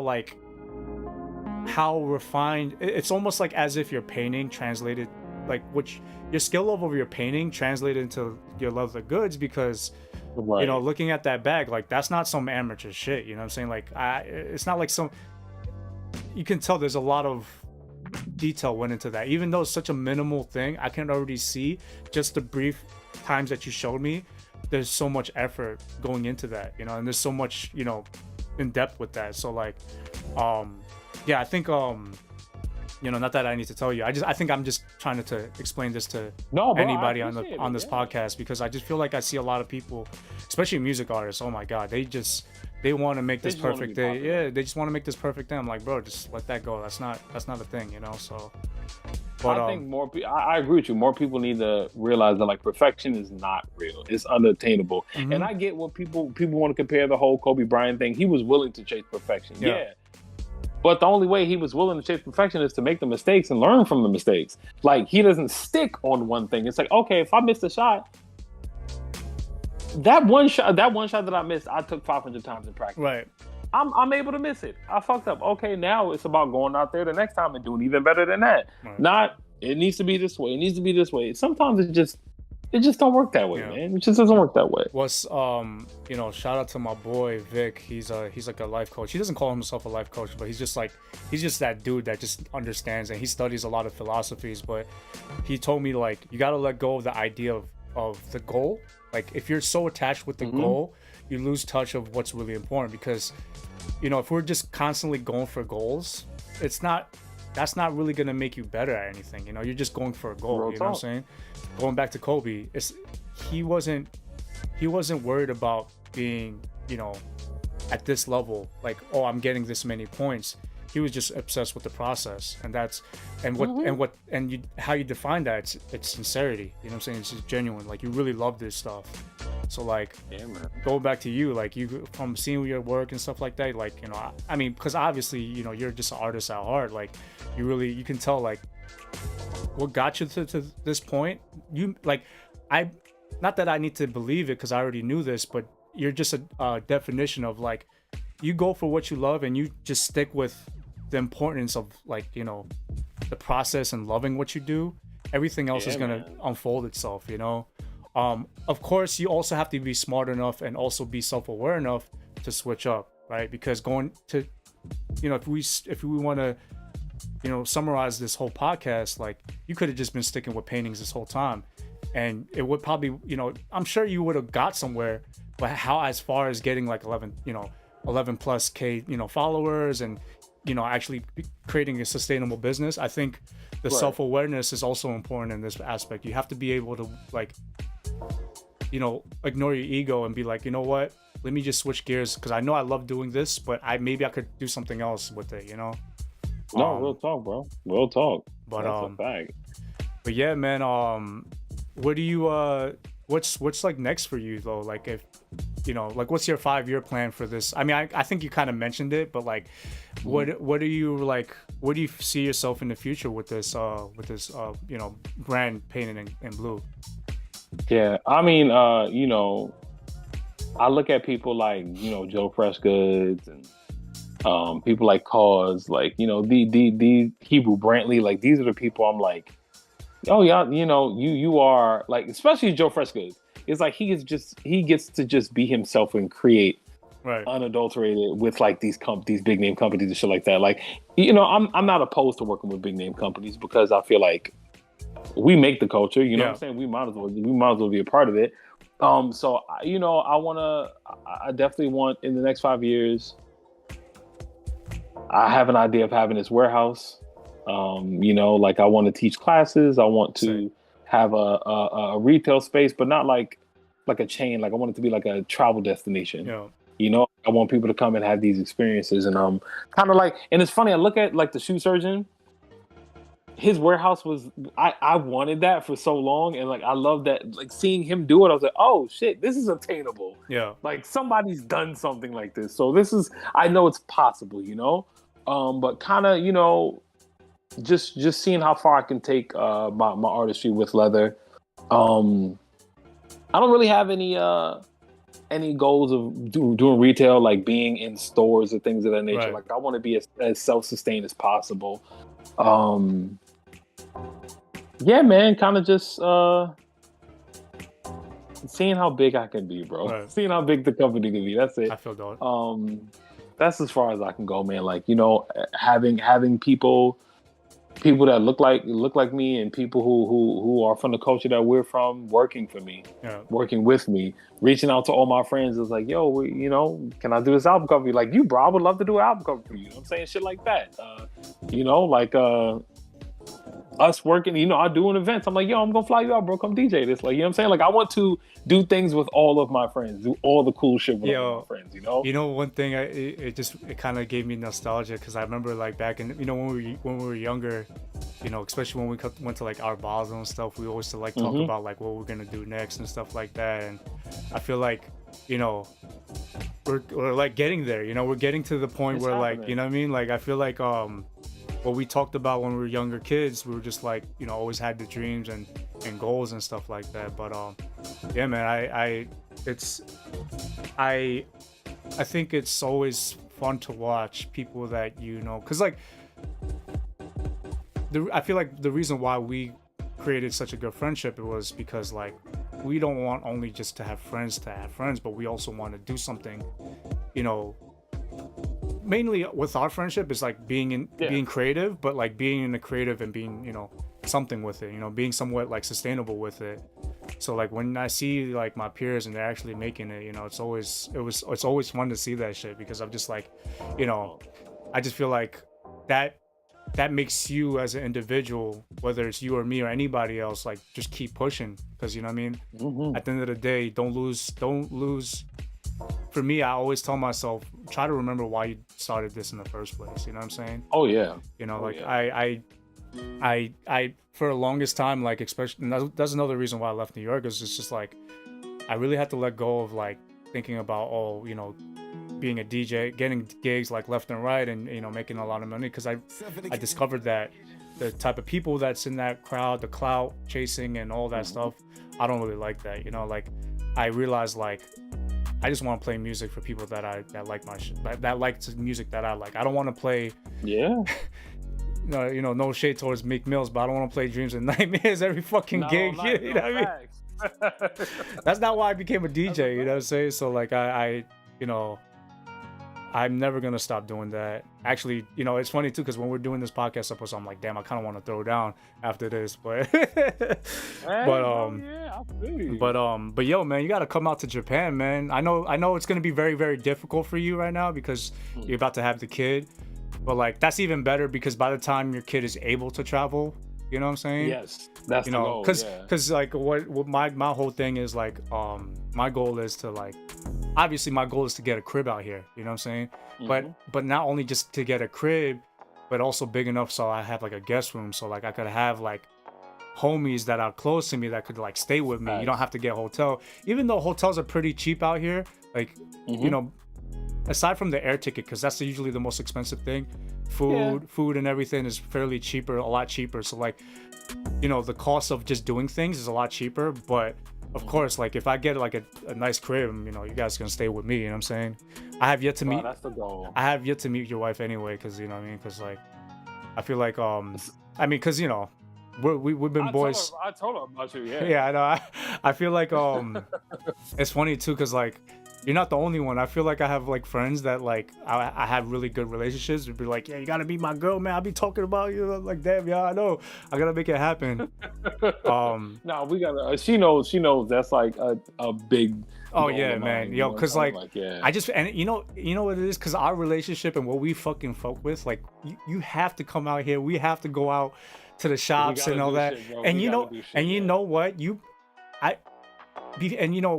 us being the way we are, we're probably gonna do our research and find some sourcing out there too, because there's gotta there gotta be some fucking official like some kind of material that you could use out here, you know what I'm saying? So and I'm sure we could figure some shit out too, like get connect you with some people, especially because my whole thing is like not only just being a DJ, but I just want to like the network that I had in New York, I want to start building that in Japan. Keep it going, yeah. So I mean, bro, my goal is when he's 1, 2, like that's when it's like, bro, I'm gonna tell him when he's like 5, 6 years old, I'm like, listen, you've been traveling before you even remember. Like, you're gonna be in some places. Word, man. Yeah, bro, I'm dying to come out there and meet you, bro. Yeah, man. To have my wife meet you and come chill out there, bro. There's so much I want to do out there. Bro. You know what I'm saying? And like you said, to have of course, everybody. It's like your birthright, man. Because the shit that you're into, like, you know what I'm saying? Right. You feel me? Yo, man. But like, real quick, like people, like everybody watching this, like I'm sure y'all can tell how cool me and Mikey are, but like, if y'all understood kind of from the beginning, you know what I'm saying? Like how long it's been, man. And you know, of course, like I said, I've been watching IRL podcasts already before you even asked me. And to be on it, like for me, it's an honor. You know what I'm saying? Like you my man. Man. It's a big honor for me. Likewise. And yeah, and I you know, and like I wish y'all understood, man. I'm talking like all the way from the first time I seen you with your baby Milo babes. Yo, You know what I'm saying? yo, Like- yo, son. Yo, you know what's crazy? You know what's crazy? Nobody, you're the only one, you're my only proof that I was the first dude with the babes, like from Japan. You know what I'm saying? Yo, yo, son. Bro, that's so crazy you brought that up because the other day I was telling my homie because they came from Hawaii or whatever. And I was like, yeah, I remember I wish I kept the fucking white. I had the white peach Johns. You know what I'm saying? Yeah, the peach joints. Yeah. Oh my god, man! I wish I kept that shit. That's when you know you gotta keep shit that we get. You know what I'm saying? And this is before dropping like it's hot. This is before, like, oh everything my blew god, up. bro. Bro, I remember. Yo, I remember, bro. Yo, and you know, and that's the thing. Whatever you get your kid, your future kid, like whatever you get your son, like, you know, toys or cards, playing cards. Keeping them. Yo, keep that shit, bro. Cause yo, seeing from even before our generation, just seeing some of the things that you could have kept and the value that could have been, like, Yeah. bruh. Yeah. Oh my god, I regret not keeping half the shit that I got. Cause I was like, damn, bro, if I had that shit, bro, I would have been flexing right now. Yeah. Bro, if you just had like, because you had Supreme Dunks too, didn't you? Yeah, I had those Supreme Dunks Yeah, and you everything. had Yeah. those too. Yeah, bro. Them shits would be like, Oh man, you yeah, can yeah. Yeah, I'm not sure about that, but yeah, you definitely get a pretty penny. And it's But, like that's, you know, like we, you know, everything to go from starting from whatever before streetwear was streetwear to go from there to kind of like, you know, have the relationship we have, and it's genuine. You know what I'm Yeah. saying? Like I respect the type of man you are, and you know, I know it's vice versa. You know, I want people to know, everybody that says they're day one will say that, Yeah. but then you got the people who actually show you. Yeah, You feel me? And you know, it's like no matter where we at in the world, like the connection just always stays, bro. And I'm sorry, I'm very grateful for that. You know what I'm oh saying? man, And, likewise, bro. Hey, it listen. means a lot, bro. Hey, listen. We was at Art Basel before it was our actual Art Basel, before it became whatever it became. You know what I'm saying? Like that's a lot. Nothing but warehouses and people painting, bro. Bro, now like it's so different now. Like I think I went to Art Basel, maybe I forgot what year it was, but it was definitely after, like, I would say maybe like 2017 or something like that. Like way after the time that we went. Yeah, it's just all parties. It's just all parties, and it's just it's all clout and shit like that.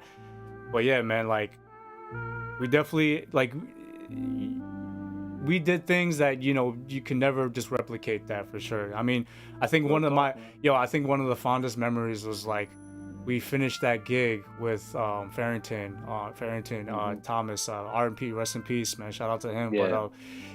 But we finished his shit. We had the fucking, what was it? I think it was like a Cadillac or like a Ford top down, whatever. Yeah, and then we were just sitting. I think we were sitting somewhere. I think we were in the hotel room. We're like, what the fuck are we doing here? Like, we got paint. It's just like, and I think you were like, and then like I think we realized, like, in Woodward, you're allowed to do that. So we just like, I remember when we hopped in the whip, and then we're just going, and then you're just doing the donuts everywhere. You're just doing your donuts everywhere. Bro. I was just like, bro, that was so much fun, and like people were passing by like, oh shit, like what is that? Like blah blah blah. Yo, that was such a good time. And then you put me onto so much artists back then. Like you're the one that opened me up to the whole street, because like I was always observed, you know, street artists from a distance. You know what I'm saying? Like I think the first two people that I noticed a lot was Neckface and UFO. And which is crazy. I saw UFO's piece in Tokyo. I was walking from my school to the barbershop that I go to. And then just some alleyway, I just seen some big ass UFO piece. I'm like, get the fuck out! I mean, I'm not surprised because he been in the game. He been in the game for so long, so I'm not surprised he would have been here.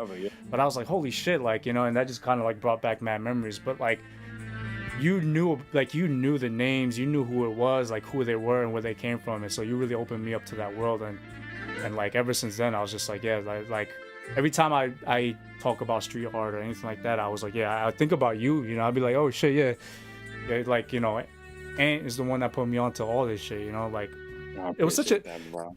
it was such a fun time too because I feel like back It then was. it was so different back then. You know, now it's like it's so mainstream and it's like very industry. It got so industry now. Super commercial. Yeah, it's just like now it's just like people are just collaborating just for the sake of collaborating. You know, I mean, I will say though, like you know, when Virgil got the okay with Louis, that was huge. You know, what I mean, like that was like big. that's probably the pinnacle moment for street fashion and street art. You know Easily. what I'm saying? Easily, bro. You know, I know a lot of people have different things to say about Virgil and what he does, but like at the end of the day, like him being who, you know, him bringing the street art to that level, that was something very big. Yeah. Um, And the homage he paid to Yeah. the culture. Yeah, as well. and you So know what I it mean? was inspiration. Also just African American dude from Chicago, you know what I'm saying? Like that's just, you know, that's just something, you know. And you know, that's another thing too I gotta talk about. Like I hate how a lot of these people will never admit how much the African community gave to American culture, you know what I'm saying? Like as a DJ, like people still don't like the general public don't realize like disco, house, you know, rock, Funk, techno, yeah. you know what I'm saying? That's all like black people music. And it's just like Yeah. I get it, like there are different now there's other iterations and no Yeah. no disrespect to like the European people that's doing the techno or like people from different parts of the world. But you know, I just feel like a lot of people don't it's either they try to deny it or they really just don't understand that where it comes from. So like, you know, seeing somebody like Virgil who's African American and that comes from a city like Chicago, you know, that's very huge. And it goes back to my point, like, you know, you guys got to keep, you know, hitting all different aspects of culture and businesses because, you know, we're still as an Asian American too, like we're all still marginalized, you know what I'm saying? You go into like these big businesses, big companies, tech companies, you know, most of them are just white people. You know, you rarely see like African American, Spanish people, you know, people with afros, people with fucking, you know, dreads and stuff like that. You know, you don't see Asian faces up in there like that, you know what I'm saying? You'd be surprised, like, you know, Asians do get accepted in that world, but not as much as you think it is. I try to get into like I tried to get a tech job before I decided to go in Japan, and like it was very, very hard to get an interview because they see my name. It's not a white person's name, you know what I'm saying? But I don't want to get. I'm not gonna get into the political side of things. Yeah. But yeah, man. So like you going to? I know that you're moving again. Yeah. I'm assuming your space is gonna be like a lot bigger now, right? Because Yeah. So it is. I mean, we have a nice size apartment Yeah. here in Philly. Like that was one thing that helped us with the move. Is you get just a little more for the money. But you know, I'm about to be where you know the quality of life is different. Whatever studio space I hope to find will be cool. You know what I'm saying? It'll be bigger, but right now because I'm doing something that like I'm completely leaving the East Coast. This is not my first time traveling away from the East Coast. Yeah. But living away from the East Coast is I'm about to be, you know, where I've visited there. I know some people out there, whatever, but it's different where you leave your comfort zone. You know what I'm saying? So all I know is I'm gonna go out there and I'm ready to fuck some shit up, bro. That's all I know. Like I'm taking every bit of piece of New York with me. Yeah. You know, and I'm going over there. And that's it, you know, and that's exactly why I came out here too, because like the cost of living obviously in certain parts of America is just impossible. You know, like if you decide to stay in a place like New York or wherever it is, like, you know, that's, you know, more in the metro-ish area, you're gonna just catch yourself just you need to find a job that pays you high and you get stuck up on that, you know. And that's the reason why I made the decision to move out here, because I just feel like I'm willing to live in the suburbs of Japan and pay a lot cheaper rent, have way more space, and because I'm already okay with not living in the city life. I could always travel to Tokyo whenever I want, you know what I'm saying? So like I want to still continue doing the DJ and then like making media like what we're doing now, but like I want to get like a nice ass space. I want to have like a fucking, you know, and not busting my ass all the time, focus on just, being in some kind of like high intensity job. Like I want to be in a place where Right. like I can make decent money, but I'm not like fucking dedicating my whole life, giving my soul away. Yeah. You know what I mean? Have you been to St. Louis before? I'm just curious. What's Yeah, that? we got married. We got married there. Oh, okay. What's Yeah. what's that like comparative to like East Coast? It's slower. Okay. It's the Midwest, so it's a little slower. Community is a little different. It's very family oriented, of course, because like the whole Southern hospitality thing. It's leaving. Especially, you know what it is, because we have the privilege of being from New York. We are a completely different type of people. I think we're content with like the city life too. Not being in the city all the time, Yeah. right? Yeah, so like I appreciate not being around like all this noise all the time. Yeah. I appreciate that, especially at my older age, you know what I'm saying? I appreciate that. But I mean, St. Louis has a lot of potential, man. It has a lot of potential. I can't compare it to New York because, being from I can't compare it to New York. I mean, how can you But, compare New York to any city, right? You feel me? Yeah. So but it has a lot of potential, man. Like the food is great. Oh God, the food is great. The food is amazing in St. Louis, bro. So because it's in the South, I'm guessing it's like very South influenced, like type of food. Yeah, it's like, I mean, one of my favorite places there is a Mexican place called Rosalitas. Okay. I'm big on nachos, bro, and they have like the best nachos I've ever had in my life. Oh man, yo, I mean, Like, I'm hungry now. Yo. bro, so good. But then they got this place. What's Drunken Fish? Okay. What kind of food? Really great. It's Asian influence. Okay. So like it's a lot of sushi, things of that nature. Mm. Their sushi's really good. Of course I'm waiting to come to Japan so I can have like real sushi. But you know what I'm saying? Like, This I is love sushi. this is acceptable for it's you. exceptional. Yeah, okay. I accept it. I don't. Now I'm not. I don't know if I want to expose you to it now because I'm. You know what it is? You're not gonna get exposed to like. This is what's gonna hurt you. It's not the actual freshness and the taste and the quality, the sourcing. It's the pricing. You're gonna get so upset by the pricing because how cheap it is over here. You're gonna be like, how am I? believe it. Yeah, it's like how am I gonna pay for it fucking back at home? Like, cause yeah, that's the sucks. hard part. Yeah, but Yeah, but St. Louis is cool, man. Like people are cool. People are nice. mean, shit. It's definitely, this is definitely like probably one of my biggest sacrifices. And not even on some like I'm gonna regret it type shit, because I don't regret nothing in life. Right. But selfish, unselfishly outside of myself, it's like my wife needs this. Yeah. You know what I'm saying? So like I'm excited to see where people are already enamored by my accent and how fast I move and Yeah. like what I do. It's like I get my wife's god sister. We talk. She doesn't make fun of me, but she likes to hear me say coffee because they don't say it with the Yo, W. my God, bro! You know what's crazy? I just be saying it, and people call me out all the time. Like especially here, because like people don't hear English like that often. So like my classmates always, whenever I say coffee, they're just like, "Oh, you say it funny." I'm just like, bro, I don't know how else to say it, I bro. don't know how to say it right. Oh my God, bro. I don't want to shut anything down too fast, but like I do got to start getting rid of that. Nah, man, you gotta keep the New York in you. Fuck that, bro. Fuck it. Fuck that. You know what I'm saying? Like Yeah. fuck it.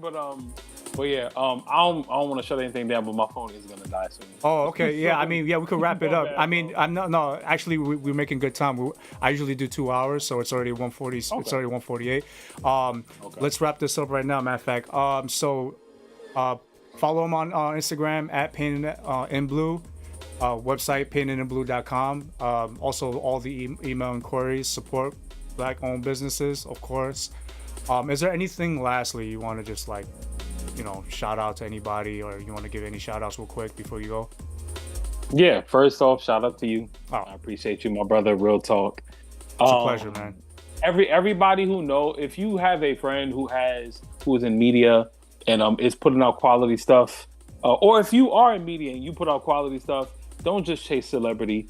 show the real shit, please. Like, there's so many people. Like, we are losing so many legends, and so many people are dying. That's because it's making space for new people to come up. Yeah. So, like Mikey said, you heard the whole story. Everything's coming full circle. More of your friends are doing the same thing. So please give love to the people who are doing great. Even the people just in your city. If you don't know them, reach out to them. And people who have a little fame or attention or whatever, stop being bitches. Like, get on somebody's show. Yeah. Get on somebody's. Do something. Just show your greatness. You know what I'm saying? So, but shout out to everybody who's doing something amazing. Never be afraid to fail or like good cliche shit. You know what I'm saying? But like, appreciate the process, people. Please, 10,000 hours. Be great at something. You know what I'm saying? Always. But I appreciate you so much, bro. And likewise, man. Paintedintheblue.com _ paintedintheblue on Instagram. Y'all show love to the IRL podcast. You know what I'm saying? Like, all right, bro. y'all do that. All right, brother. Yeah, so, yo, brother, I appreciate you. It's always been a pleasure. You already know it was always love, man. Always from day one, man. I feel like we always family. Whenever even like we spend time away, whenever we come back, it's the same thing like from high school, man. But never miss a step, bro. But yeah, man. Josie's boy, aka Painted in Blue, aka I keep doing that. Anthony, my guy. Thank you for being on the show. Yes, sir. But yeah, we will. We keep in touch. We may do another episode, man. I appreciate you, brother. I would love a part 2, my brother. I would love a part 2. We'll definitely do it, brother. I appreciate you, man. All right, Peace. bro. I'm gonna talk to you soon, my man. Peace. All right, peace.